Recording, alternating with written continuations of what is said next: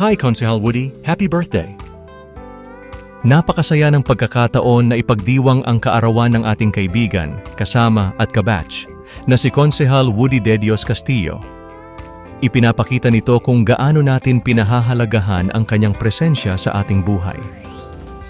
Narito ang ilang dahilan kung bakit mahalagang ipagdiwang ang kaarawan ng ating mga kaibigan. Una, pagpapakita ito ng pagmamahal. It's a show of love. Ang pagdiriwang ng kanilang kaarawan ay isang paraan upang maipakita natin ang ating pagmamahal at pag-aalala sa kanila. Ito ay isang pagkakataon upang ipaalam sa kanila kung gaano sila kahalaga sa atin.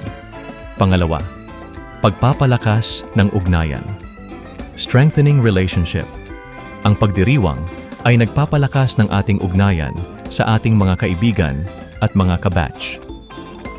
Ito ay isang pagkakataon upang magkasama, mag-usap, magkasiyahan at mag-inuman hehehe, ganun talaga. At lumikha ng mga magagandang alaala tulad noong high school life pa natin. Pangatlo, pagkakataon para sa kasiyahan. Opportunity for fun. Ang kaarawan ay isang pagkakataon para sa kasiyahan at pagdiriwang.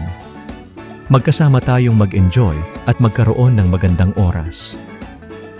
Sa huli, kaya't ipagdiwang natin ang kaarawan ng ating mga kaibigan, lalo na si Konsehal Woody Castillo, ng may saya at pasasalamat.